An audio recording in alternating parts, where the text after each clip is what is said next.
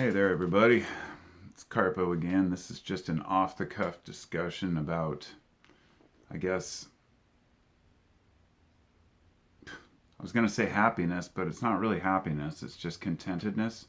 Perhaps being content with your life, being happy with who you are, at least some of the time. And what inspired this video was thinking about self-help, which to me is pretty much just a joke industry at this point. And I was thinking about all the things that I've learned in my life that have truly benefited me. They've come from so many different corners. Some from people as ridiculous as Alan Watts, and some from people as dry as Manly P. Hall. Some from religious people, some from philosophers, and some from just old guys I meet. You know, the interactions that we make. And some of the most impactful changes we can make in our lives come from knowledge that we gain from people around us. Someone says, you have to learn to let go of this, and you do, and you're happy, and you think, wow. Or old sayings like, forgive those who have trespassed against us, right? Forgiveness is key. I'm not a religious person. Of course, many of these quotes come from ideas that have been around for thousands of years. The idea that if you hold resentment, and you harbor resentment and a grudge against people, that it's only going to bite you in the ass, those kinds of things. There are some very valuable lessons to be learned from other people. But the thing to remember is that most of the lessons have already been learned as far as our primal selves. And most of the best wisdom comes from those that came before us.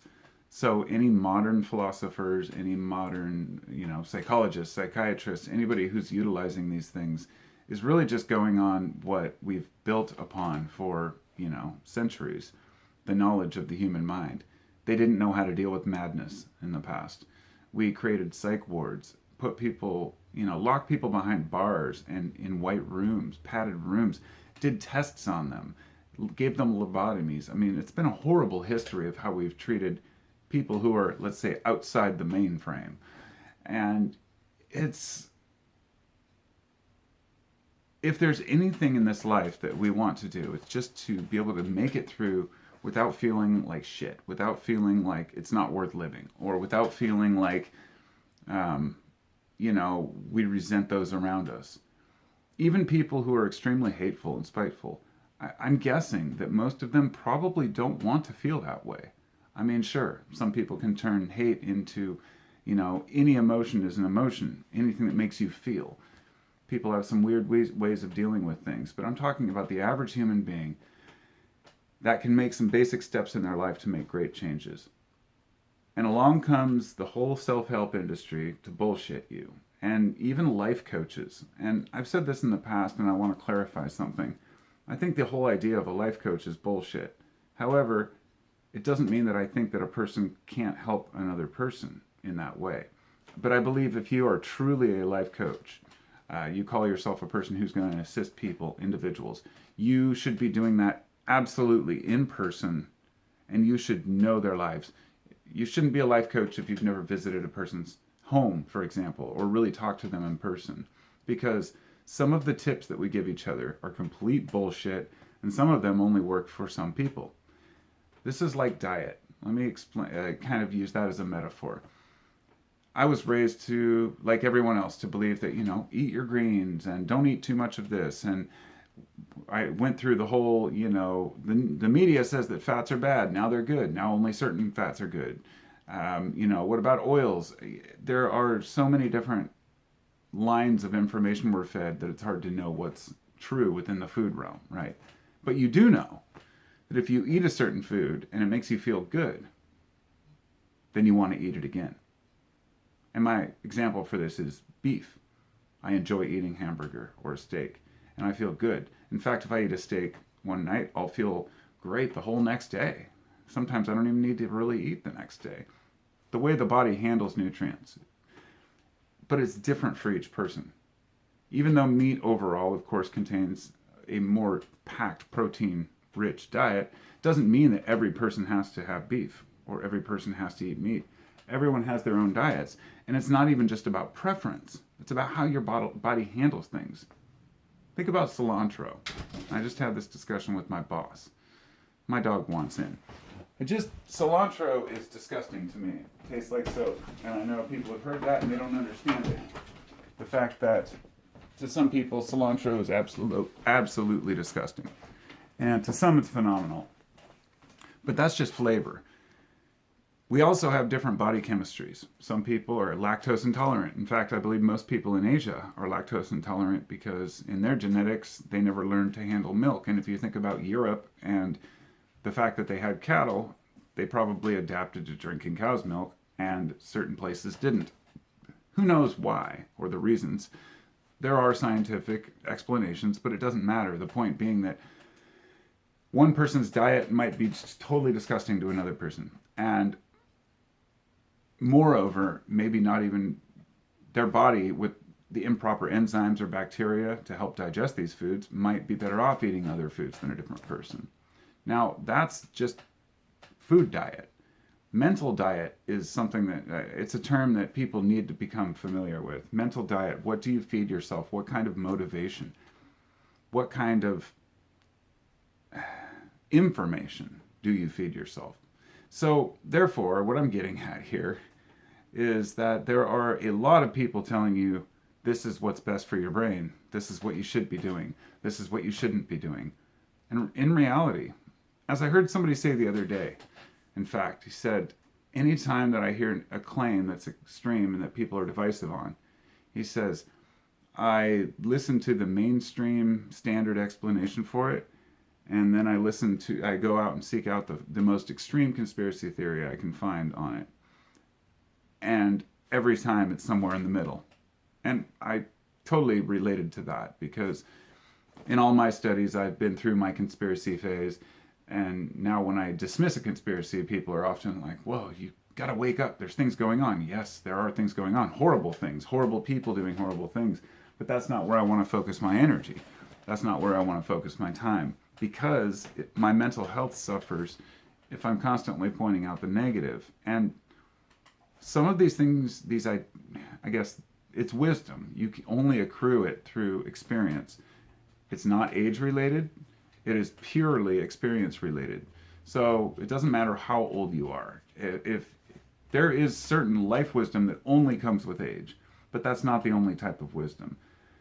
There's also the wisdom of crowds, the wisdom of ideas, the wisdom of just because you can do something, should you do it? Or the wisdom of knowing what to do with your life. And now my dog wants out again. My God, she is like a kid. What do you want? Jeez. Yeah, the life of a of a family man.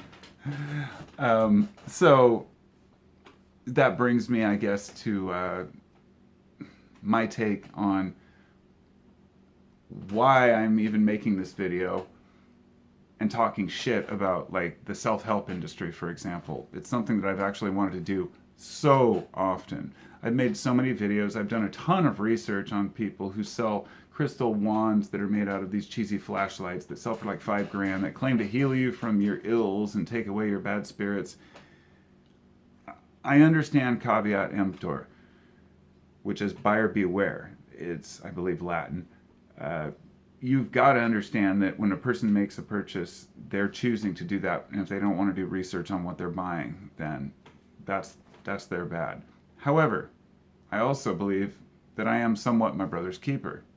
I believe in taking care of my neighbor. I believe in helping those. I believe there are many people out there who are easily swayed because they want to trust. If you take away that trust, that blind trust from everyone, then the world becomes a very dark place. So it's up to all of us to expose the bullshit, and that includes those who are selling, crystal wands all the way to, faith healing, and much of this is placebo. When I've talked about this in the past and said that I believe that most faith healing and Reiki, all these things are placebo, and by the way, Reiki's only 100 years old. It's not like it's some ancient teaching. Some guy went up on the mountaintop 100 years ago and came back down and said, this is what I've been told is the healing method, and everybody teaches it differently. It's the power of suggestion, and it's so strong all the way across. This is the one lesson to learn. Alchemy. Mental alchemy. It's, I feel cheesy saying it because it used to be all I talked about on this channel. For like 2 years, all I would talk about is, the power of the mind and mental alchemy. And I realized it's just like yelling into the wind. When people are ready to understand that, they understand it. It's the old, he who has eyes to see and ears to hear. That's not an arrogant statement or me saying that I know better, but rather it doesn't matter to me anymore because I've learned how to cope with certain things in my life. I've learned how to change my mind in an instant as to how I feel. When I got up this morning and found out my kid's bike got stolen last night, his trike, I was kind of bothered. I went out and looked for the dude, couldn't find him, and then I moved on with my day. Like, like bad shit happens all the time. Your car might break down.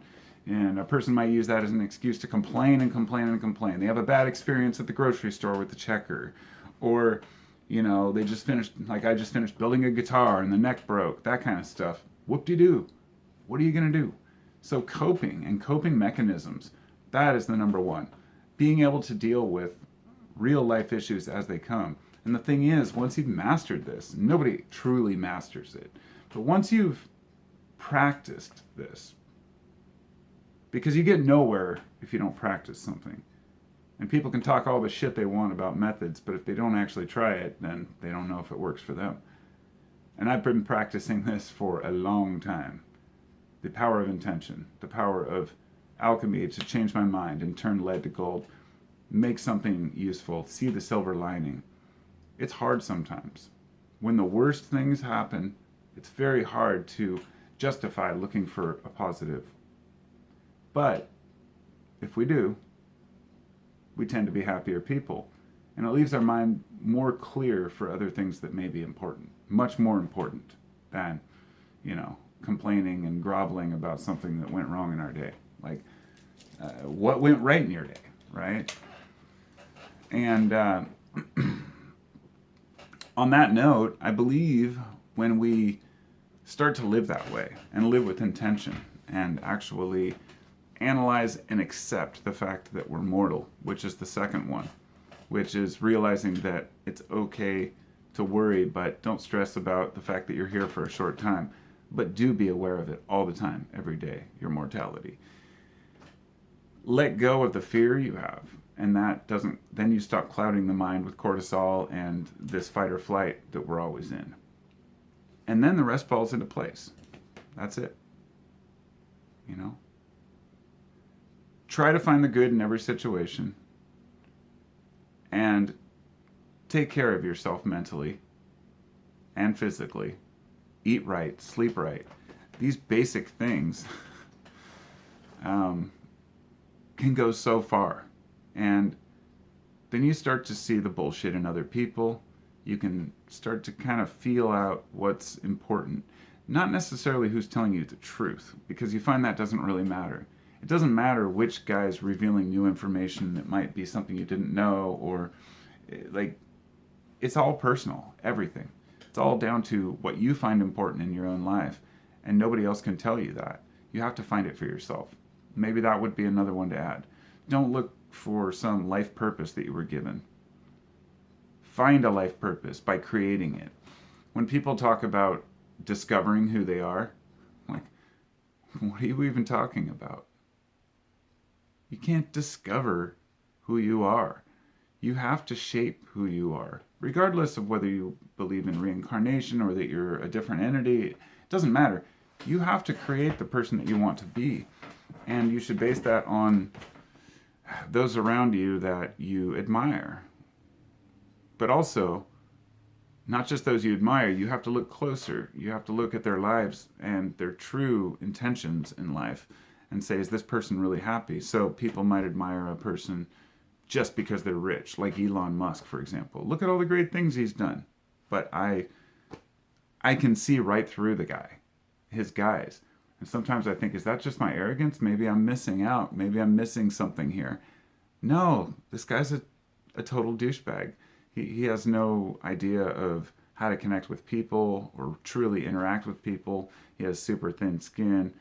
He's very sensitive about certain topics, and he, that's one of the biggest things I've learned by observing other people is to not let people troll you, to not let people get under your skin. And I've had people say some of the worst things on my channel. I've had people like I've said this before. I had somebody threaten to like come and kill my whole fam, and I was pissed about it. But what do you do? And when do you take things seriously? People get really bothered by things that they can't control. So understanding there's a circle of control or a circle of influence and a circle of concern. The circle of concern are things like bigger picture issues that you can't necessarily change. But the circle of concern are things that you could actually handle. Like, I can change this about my life. I can stop drinking, or I can stop tweaking, or I can start paying for my child support, or I can stop paying for things I don't need, whatever it might be. Everybody knows in their heart what they need to do in their own lives. Sometimes it gets a little confusing, muddied up, but in general, I think we have an instinct about things. It's like it's not something that's necessarily, I guess, instinct, but rather a learned behavior that's subconscious, where our subconscious is aware when we're fucking up. And so we've got to listen to that inner voice and just be the best people we can and not try to do things to impress others or to be better than others or, worry about the grind and striving for some big, great truth, but just be and do your best and acknowledge existence is what it is. Peace out.